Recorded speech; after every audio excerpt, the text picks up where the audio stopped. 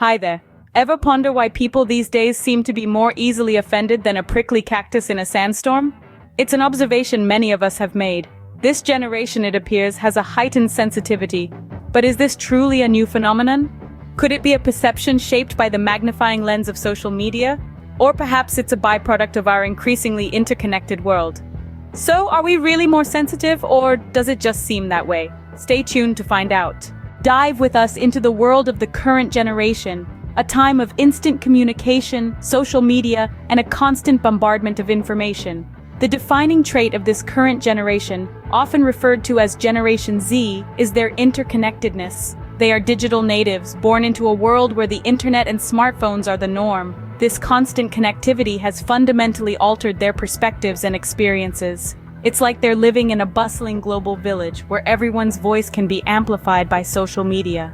Social media platforms have become the modern-day public squares. They offer a platform where anyone can share their opinion, experience, or thought, and potentially reach millions of people in an instant. This wide exposure to a diverse range of opinions and experiences has made the current generation more aware of social issues, more empathetic to diverse experiences, and more willing to challenge the status quo. Now let's talk about cancel culture. It's a phenomenon that's become synonymous with this generation. Cancel culture, for the uninitiated, is a form of social punishment where individuals or companies are called out and potentially boycotted for perceived wrongdoings. It's a tool that's been used to hold powerful individuals and institutions accountable. It's a double-edged sword, though. While it can lead to justice, it can also lead to a heightened sense of fear and self-censorship.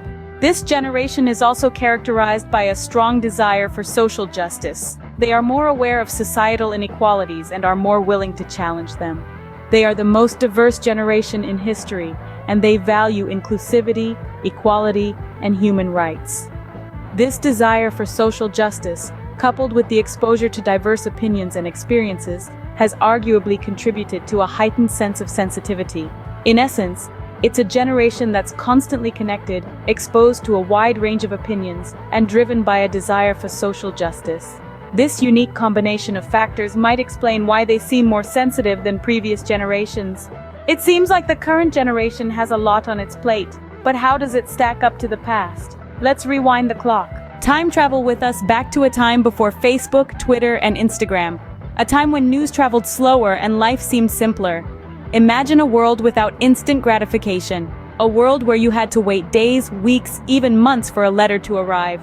That was the norm for previous generations. Information was limited, and so were the perspectives people were exposed to. You usually interacted with folks who shared the same views, same culture, same experiences. This lack of exposure to differing opinions and experiences created a sort of echo chamber where everyone pretty much agreed with everyone else. Now, this didn't mean that people weren't sensitive or didn't have strong opinions. It just meant that they didn't have as many platforms to express their views. And even if they did, societal norms and expectations often suppressed these voices. You see, back then, being too vocal or too sensitive was often frowned upon. There was this unspoken rule that one should keep their emotions and opinions to themselves. The phrase "children should be seen and not heard" was not just limited to children. It was a societal expectation that extended to adults as well.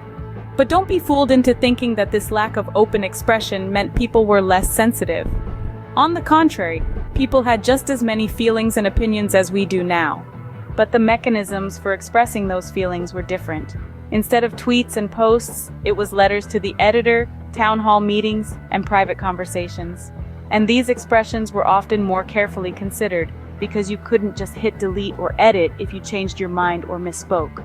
So it's not that previous generations were less sensitive or less opinionated, it's just that the ways they expressed these sensitivities and opinions were different. They were shaped by the societal norms and expectations of their time. So the past wasn't as simple as it seemed. But what does this mean for our sensitivity question?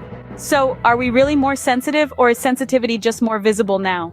We've journeyed through the landscape of generational sensitivity, unearthing how social media, cultural norms, and societal expectations shape our perceptions. We've seen how today's connectivity magnifies every reaction, creating an illusion of heightened sensitivity.